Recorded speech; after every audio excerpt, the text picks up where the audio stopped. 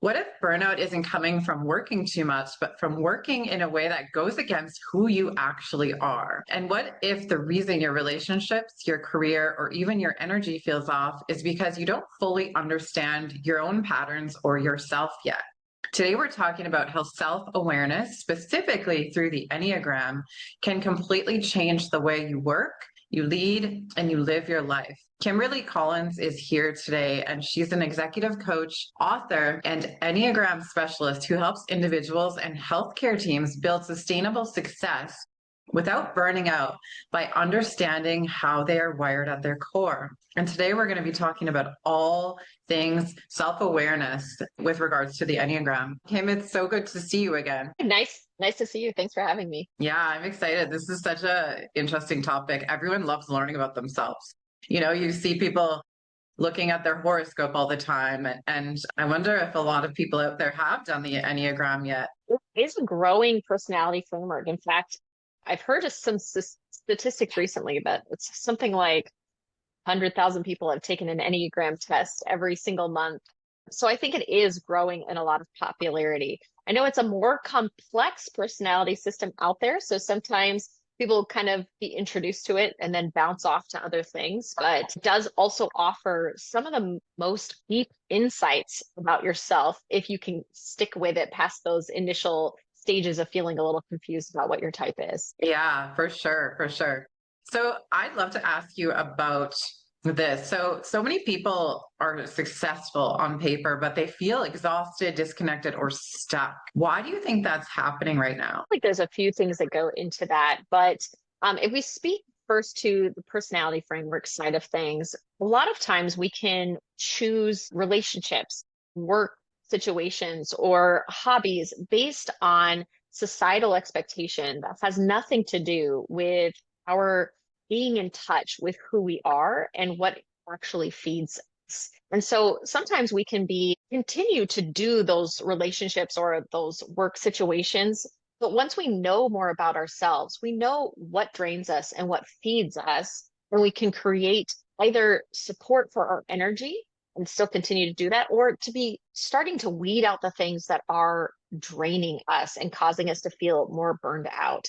I think the point of it is not to try to insulate ourselves from the world. The world is going to happen to us regardless of our consent or not, but it's about knowing our habitual responses to things and giving ourselves support in areas when we need it and stop ignoring the signs that something is draining us can help us navigate these things a little bit better. Yeah, absolutely. Do you see a pattern in the people you work with when it comes to burnout, especially in those high responsibility careers like healthcare? Absolutely. So a lot of times the burnout comes from trying to do too many things, being the only person doing it. But a lot of times based on the personality, the burnout can be coming in different areas. And that's why it's so important to know who you are, whether you use the Enneagram or many of the other personality frameworks out there. By knowing yourself, you know how to then mitigate those weaknesses that you have and play to your strengths. For example, somebody might have the tendency of being a perfectionist who doesn't want to delegate anything. By just knowing that about themselves, they can start making small changes that allow them to relax that perfectionism and delegate to people so they don't burn out. That might not be a problem for another type. So it's truly important to know who you are to be able to make steps towards helping you with the burnout of high pressure jobs. And I think it's really important, especially for healthcare practices, to know that if you are in the healthcare industry, you're going to have a lot of pressure on the patient side. If you happen to be in some kind of private practice, you're going to have a pressure on the business side as well. And knowing that this is a marathon, this is not a sprint. You're going to need to make sure that you're constantly checking in with yourself and watching for signs of burnout so that you can go the long haul because these are high pressure industries. Absolutely.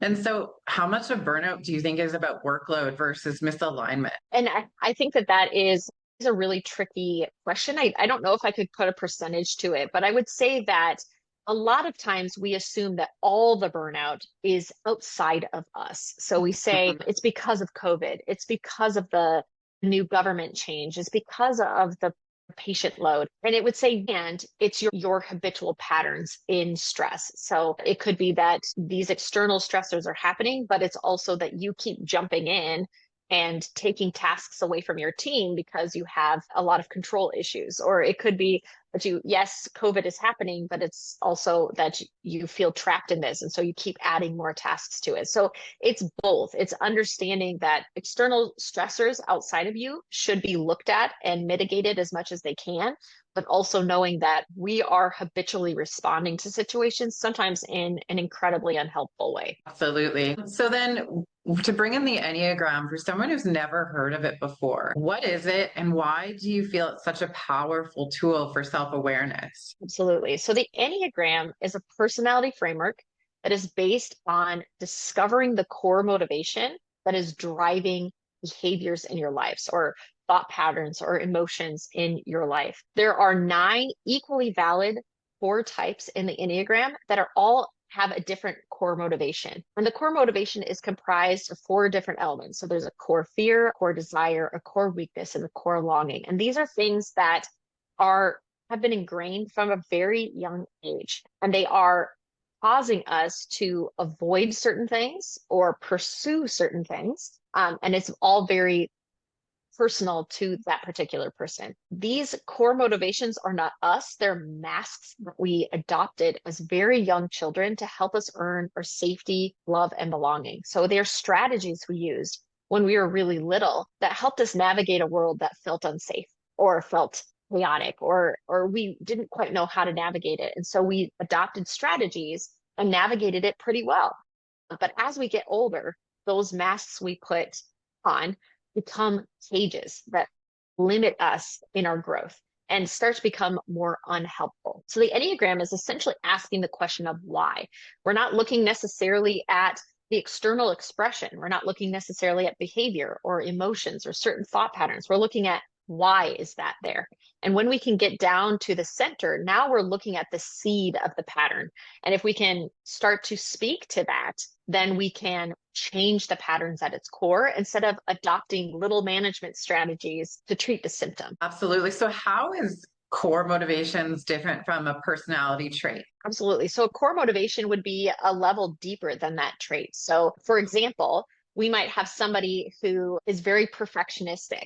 Well, that's a trait, but there are many types that can be perfectionistic. For example, we can have our type 1 who is perfectionistic because their core fear is that they're bad and that their core desire is to be good. So they're constantly going for perfectionism because they don't want to be bad. But we can also have our type 3 who is our competitive achiever, who they might be perfectionistic because they want to be successful. Right. And they don't want to be worthless. We can have many types that take on something like anxiety. And it could be that there is anxiety because you truly believe that the world is unsafe. Or it could be you have anxiety because if something doesn't go a certain way, you're going to be unwanted and unloved. And so we can treat the symptom of perfectionism or anxiety, and we might be able to get a little relief. But if we don't know why that symptom is there or that personality trait is there, then we're not going to be able to truly treat the source and avoid it popping up in different areas. And that's what the Enneagram gives you. It's not that you need to change. You don't need to change anything about you. You're wonderful just how you are. But maybe there's going to be areas in your life that things don't feel right. And so now it's giving you the opportunity to look at what the source is and see if you can show up better. That's more helpful for you and the people around you. So how does understanding your Enneagram type change the way you respond to stress or pressure? So it's allowing yourself to become aware of your patterns. That's the biggest thing. So if you are aware, for example, that your core fear is that you're unwanted or unloved, your core desire is to be wanted and loved, then you're going to know that anytime that you have that siren call that maybe if I just helped more people and overextended myself a little bit more, I'd get that core fear and core desire kind of taken care of. You're going to see that as a called to do something different. This is a personal story, is that is definitely me. That it's like if my core desire and my core fear are being unwanted and unloved, and I have this siren call of you should just do more things for more people, that's going to exacerbate a stressful situation.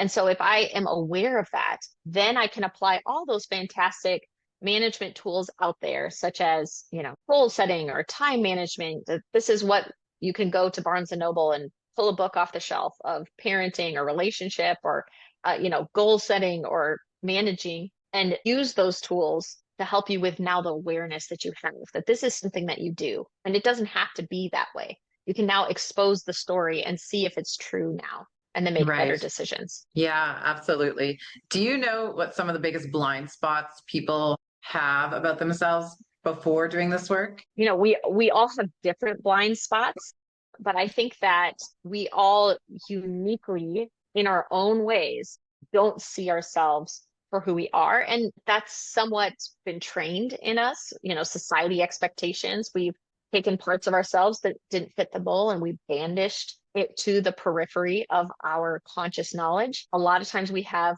blind spots on things that didn't fit, weren't allowed. We can have blind spots around patterns that we have because they're just so constantly running in the background that we don't realize that we have an inner critic that is tearing us apart at all times of the day. We might have blind spots to our emotions because we don't know how to deal with them.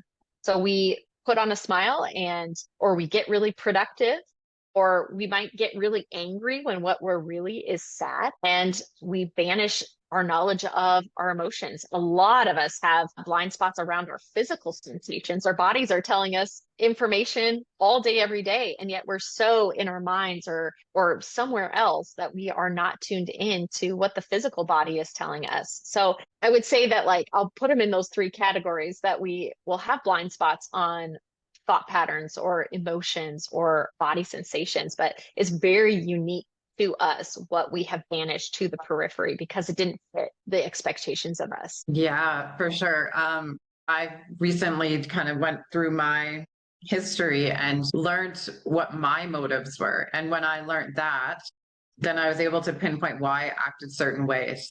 And one thing I realized about myself is that I continuously ignored body symptoms because I was always taught to push through, work harder, get up anyway. And so, like, my body would literally be breaking down.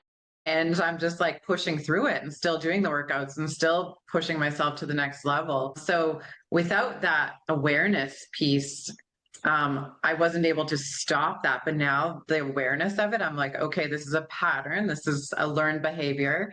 And then becoming aware of it helps so much to make decisions on what you need to do to look after yourself. And it gets harder and harder and harder. And I feel like you go through waves of it where you're like really good at it. And then you go back to old patterns again. Is that really common? Oh, so common. It's one of those things that life is so daily. It's so daily. And it Totally. doesn't take much for us to fall back into something that served us for a very long time. I mean, think about how ingrained some of these patterns that we lived in until we became aware of them have been sitting there without any kind of challenge. So it's extremely easy to start to kind of backslide, but it's also, you haven't lost the progress because you might have now started new patterns of being aware that the pattern is there. I mean, just being aware that the pattern is there is a huge step forward. And you'll at some point hit a point where you say, darn it, this doesn't feel good. And I remember this time at one point when it did start to feel a little bit better, and you'll start being motivated to get back to that point. But life is so daily, man. I mean, it's so easy to backslide into something that felt comfortable, especially when we hit something challenging and new. We're going to adopt and fall back into patterns that served us in the past because we can only handle so much new one time. That's why habits are there. Is it's trying to decrease the mental load of making decisions and moving about the world. And so when something new happens, something challenging happens, we are even more prone to get into something that served us in the past because we're trying to cut down on the number of newness or new things that we have to deal with in that current moment. Yeah, for sure, for sure. So what happens in relationships, whether, it's work related or home related, when people don't understand each other's patterns? Absolutely. I think the first thing that happens is we take everything that's happening in another person personally, either as a personal attack or as somebody being uh, obstinate, they're challenging us. When in reality, somebody else, either it's a personal relationship or a work relationship, is experiencing the world in a totally different way than you are. And so their reactions and responses to the world has nothing to do with you. So when we're not aware that somebody is operating differently than us, and we don't have that awareness that we operate in certain ways, we can take things very personally and can cause conflict just from that. It also makes us more reactive to the things that other people do. It also allows us to be a little bit more justified if we're not aware of our own stuff. A lot of times that's another blind spot, is how we come off to other people. We can have certain stories around how people are experiencing us that might not be based in truth. And so when we're not aware of our own stuff and that other people have an entirely different world that has nothing to do with us, then we can get very reactive quickly, almost like we're trying to kind of guard our territory and our view of the world, and not being aware that there's so many different views of the world that are equally valid. And most of the time, nothing has anything to do with you. Yeah, totally. We're so stuck in our own world. We overthink everything, and you're 100% right. Like it's all a story that we tell ourselves, which is a reflection of our inner state. So if Yeah. I'm feeling really low, like I remember in my past relationship, I went through a phase of just feeling really low in my confidence. And Yeah. so I was always thinking that my partner was going to look elsewhere because I wasn't at my best. And then I Right. would perceive every situation as that story happening. And so it's like, Yeah. and then that you create your own reality based on the inner state. And so I think that's so important to not take things personally, because everyone is going through their own story. Like we're all just going through our own thing, right? It's Absolutely. crazy how something can feel so big and so real to us, yet nobody notices. Yeah, absolutely. And those gifts of moments of where, we get a little bit of clarity and there's a paradigm shift. That is like classic example of how we create a story and then look for evidence to support the story. And it Yeah. feels so intensely real. And there's an element of saying it's not to say that it isn't partly real, but it's not that real. And most of the things that other people are doing have nothing to do with you. I know the Mel Robbins book, Let Them, has been such a great gift for people. I know it's more complicated than that, but the idea of saying creating psychological distance between yourself and another person and saying they're acting this way, I'm going to let them do that. And I'm going to choose what's right for me at this point. So yeah, that's the gift of personality frameworks, is to kind of get yourself out of yourself and realize that there is a whole big world out there with people experiencing it totally differently. And it has Yeah. nothing to do with you. For sure. It's how do you tell someone that in a nice way, right? I'm always like, nobody cares. Yeah, right. Or they don't care in the same way that you do. So, right. Yes, exactly. Exactly. So you talk about building a career that brings more joy. So what does this look like Hmm. in real life? What it really looks like is getting to know yourself enough to know what joy and working in a way that is not stressed would feel like. And this isn't a destination. This is a philosophy, or at least a journey of moving from a place where we are working in autopilot. We are living in autopilot and starting to become aware of the things that we've banished to periphery, our natural interests, the things that light us up, the things that we're scared about, which is keeping us motivated to be in a certain area that we don't even enjoy. Becoming aware of that and then shifting as much as we can, just 1 degree at a time, towards things that feel more joyful for us. That can look like very practical steps, such as delegating stuff that you're not good at or you really, really hate. It could be looking like spending more time supporting yourself energetically after you've had to work in a certain area that drains you. And it could be adding things to your life that light you up, not just constantly going from work to doom scrolling and back to bed, but adding things that bring more joy to you. I'm really passionate about that for people because I feel like we've lost a lot of ourselves by losing touch with what we're interested in just because it wasn't productive. So I feel like it's those gradual 1 degree turns of knowing ourselves and then turning towards what lights us up is what bringing more joy to our work is all about. How do you tell someone to do it anyway, even if it's scary? Like someone may be feeling really unfulfilled, but they're in fight or fleet freeze because they're terrified of the unknown. So how would you respond to someone who's like, I need to make changes, but I'm terrified to do so because I don't know what's going to happen if I do? Absolutely. I would say start smaller than you think. So for me and working with my clients, it's all about identifying small things that can start to reorient the trajectory. A lot of times, fear can be, it can be a lot of things. It can be thought processes, it can be emotions, it can be stuff that's coming up from the past, or it could be saying the step that I think I need to take is too big for where I'm at right now. There's an Mhm. element of allowing the settle to happen and the growth to happen. And it's going to take more time than you think. So, like when I'm suggesting that people take on like a self-awareness practice, I don't mean clear the schedule and go on a 2 week retreat. I mean, if you've got the time, like go for it. But most of the time, it's setting a timer for 2 minutes and becoming aware where you're at mentally, emotionally, physically.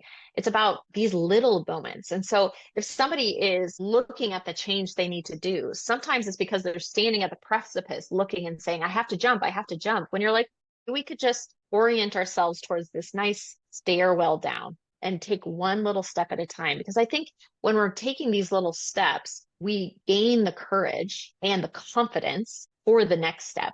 But if we Mhm. just jump, a lot of times we jump so far outside of our comfort zone, we actually retract and feel more afraid of taking steps in the future. So it's just those little steps. Yes, maybe you don't want to quit your job tomorrow. That feels too scary. But could you carve out 30 minutes at the end of the day instead of doom scrolling, which I am also guilty of? There's no judgment here. Instead of doom scrolling, why don't you do that interesting thing? It's those votes of confidence and those votes for the identity we want to eventually have that will give us the confidence to take these steps. So it's smaller than you think. Yeah, I like that. Little millimeters every single day. It adds up, moving the needle Yeah, just a little bit. Most people are so hard on themselves and they think that they need to do like big dramatic things. right. I don't know. It reminds me of exercise. Like you can't lift Yes. 100 pounds today and then you're going to end up hurting yourself and then you won't be able to do anything. Absolutely. Absolutely. That's a fantastic example of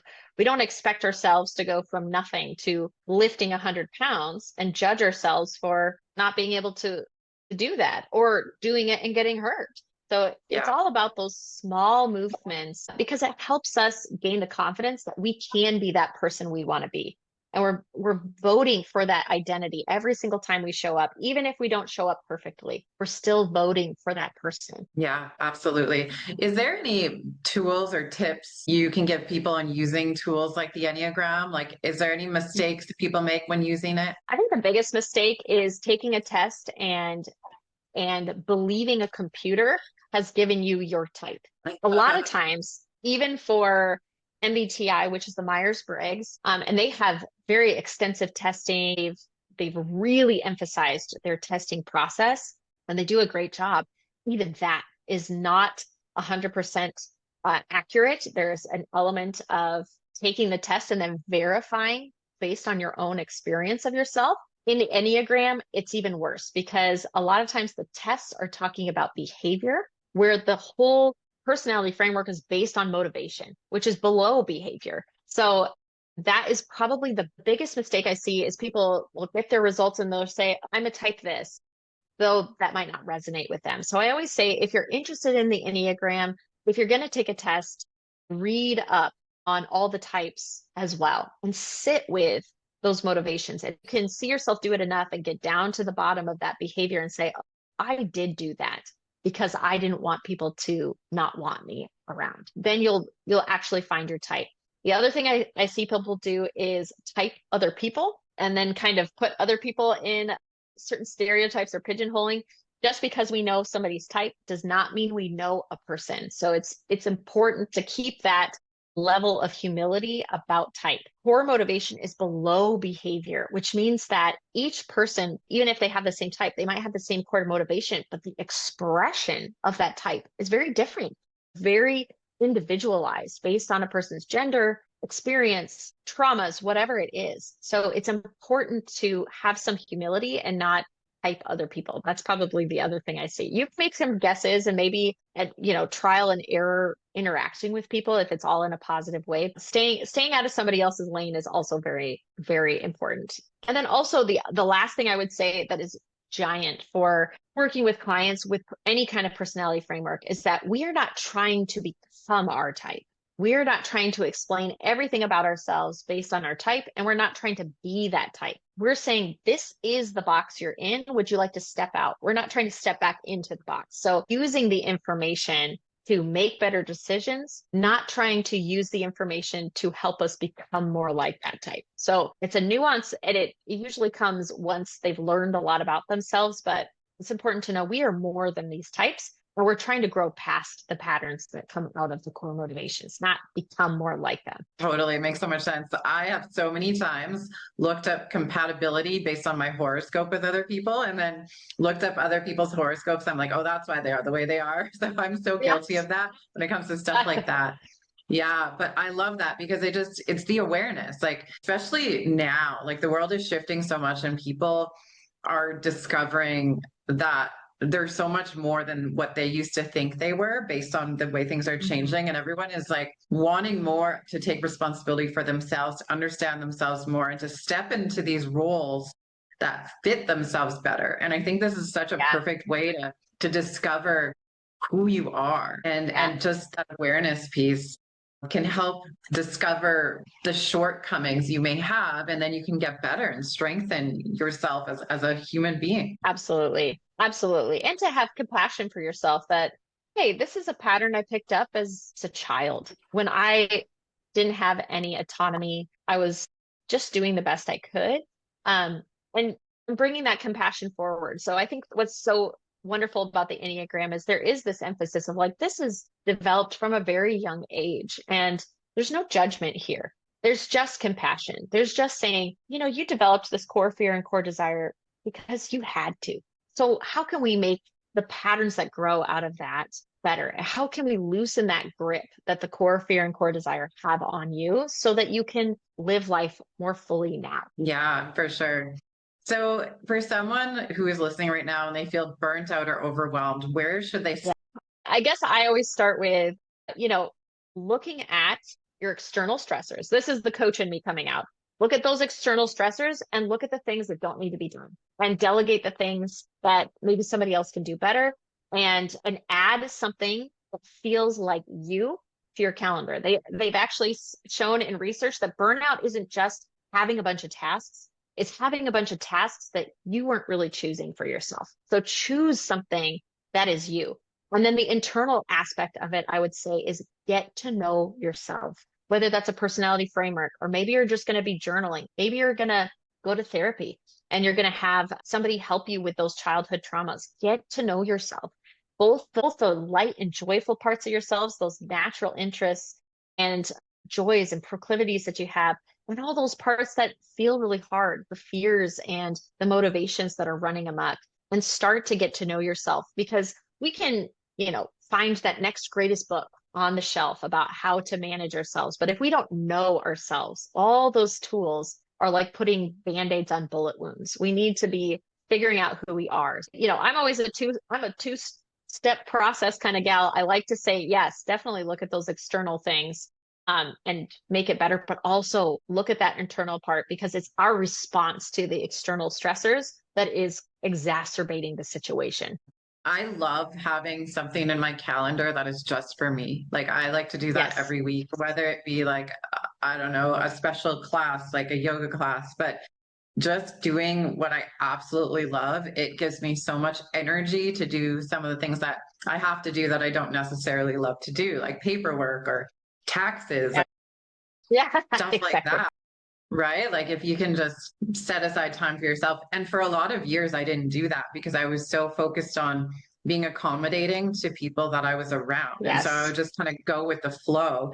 And then I found myself building resentment towards those people, but it really had nothing to do with them. It was to do with my own control over the situation. So yeah, I think like just adding in that having fun is so important. Like we really need to just not take life so seriously sometimes as well. Absolutely. And to take it seriously that if we have a natural interest, this is something that's going to give us energy. It's not taking energy. It's not taking time. It's giving us motivation to, like you said, get the taxes done, send the email, all those boring things that we all hate. If we have something to look forward to, creates energy and joy for us. And that's what gets us out of bed. That's what keeps us from burning out. Sure. So Kim, tell us more about the work that you do. Yeah, absolutely. So, like you said, I'm an executive coach and an Enneagram consultant, and I focus on helping healthcare practice owners and leaders develop systems in their operations. So, those external things, the staff management, and their personal sustainability systems so that they can grow their practices without burning out. I'm passionate about helping practice owners and leaders to be able to do the work that they do, which is so important, without sacrificing themselves in the process. Business ownership and being clinicians, this is a marathon. This is not a sprint.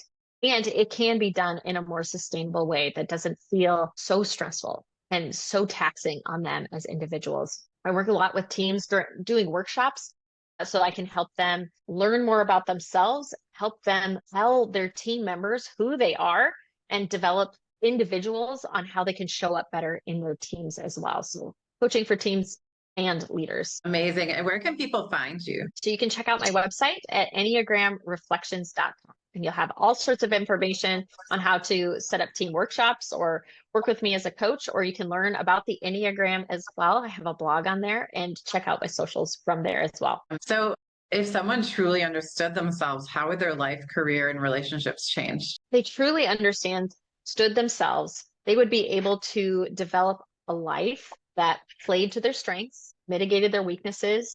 They'd be able to have deeper, more meaningful relationships. Their work would feel like something that they enjoyed doing, and they would have the energy to pursue what it is that they want to do. Well, thank you, Kim, for being here and for sharing your expertise with us. This was such a great conversation. Yeah, absolutely. Thank you so much for having me. Yeah, it was so fun. And to our audience, thank you for tuning in. This is such powerful work because when you understand yourself, everything else starts to make more sense. Your choices, your patterns, and your relationship. I mean, who doesn't want to understand themselves more? So if this conversation resonated with you, please make sure to connect with Kimberly Collins. We'll have her website, EnneagramReflections.com, linked in the show notes so you can learn more about her work and how she helps people build success without burnout. And if you got value from this episode, please share it with someone who needs to hear it, because clarity truly changes everything. Stay tuned for the next episode. Bye, everyone.